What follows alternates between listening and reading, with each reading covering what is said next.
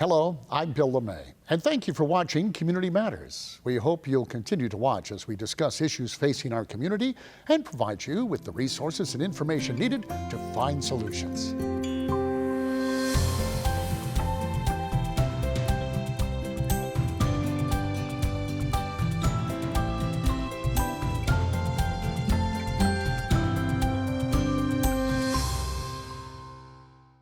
Welcome. In 2006, SPARKcon was created to showcase, celebrate, and influence the creative momentum of the Triangle. Now, 13 years later, it has showcased the talent of more than 14,000 creative individuals and engaged hundreds of thousands of local citizens to support and appreciate creative talent in the Triangle.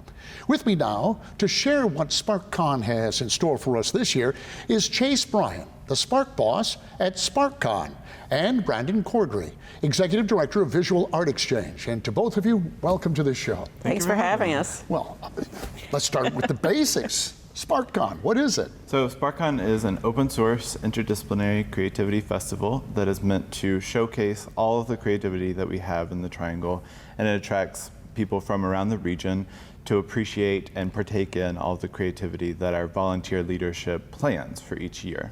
Well, why? Why did we decide this was a good idea? And it goes back 13 years. I mean, how did it get created to begin with? Yeah, so Beth and Ali Khalifa, who run Designbox, started this as sort of a non-conference and a weird offbeat thing. We like to say, if it's weird, it has a place at SPARKcon.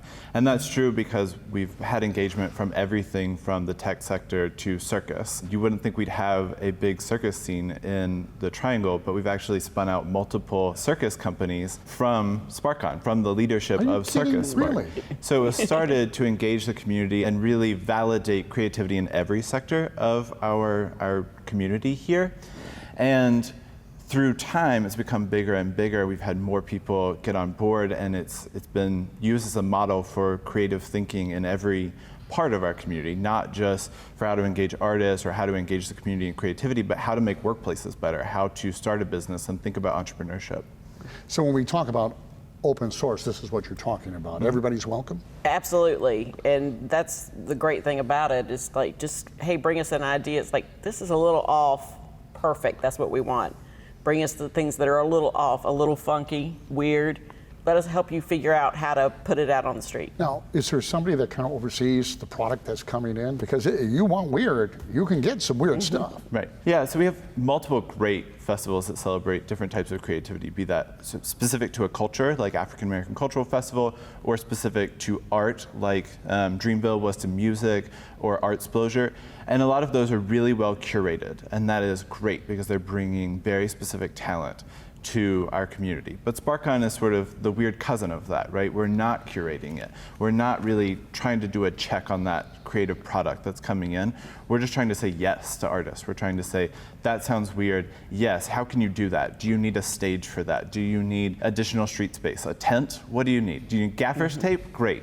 And then we go back to the organization and we say, how are we going to ensure that? Who should we bring to the table? Maybe the fire marshal? So really on our end, we're trying to build that open source platform that Chase was talking about by putting all these planning documents out in the public sphere and saying we're hosting open meetings, and each Spark is hosting their own open meetings so that everyone can get involved at wherever their comfort level is, and then they as a community get to validate each other's ideas and check that product, right? And say, that seems like a really great idea, you should do that with ArtSpark. Or that sounds like a really great idea, you could bridge ArtSpark and GeekSpark together, right?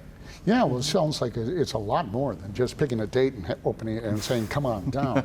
You guys do an awful lot to support the artists and the ideas that are presented to you. How does that all work? Mostly, they do the work. Right. They do the hard work of the creative side. What's the great idea that I can put forward? We provide the underpinnings. We'll get the permits, we'll get you some tents and tables and make sure there's portalettes. That's what we do, is just that support underpinning for them. And as VAE, we're a nonprofit that's there year-round, so we're constantly cultivating creativity with our partners, with our sponsors, with volunteers that come in and saying, hey, you should think about expanding this or including it at SPARKcon. And then, we're sort of the public face that's always trying to engage more people in the festival each year, and also connecting people so that their ideas can get bigger and take up that sphere at SPARKcon. And then we do all the communications for SPARKcon, right? So we won the Indies. They created an award just for us, which was most confusing festival. And so our communication is very important, right? We try to explain that confusion. You know, it's to the people. first time I've seen somebody with such pride. Yeah. Over something that is so... Absolutely. They may have done it as a joke, but we turned it into a marketing campaign because we appreciated the accolade. Yeah, absolutely.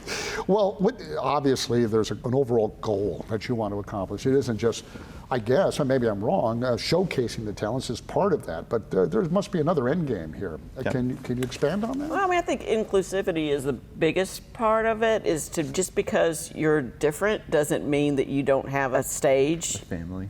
Yes, absolutely, a family. And Raleigh's leadership set out a goal to become the creative capital of the South, which is a lofty goal, right? And SPARKcon wanted to play a part in that by not only showcasing, like you said, that's sort of the finished product. Those 3 days in September are great, and it's when all the work comes together, but it's all the work that starts back in February of each year of hosting those open meetings, listening to people, validating their ideas, linking them up with other people, that training that you're providing them, those connections you're making, that's really the tail of SPARKcon that takes you through the rest of the year after the third weekend in September.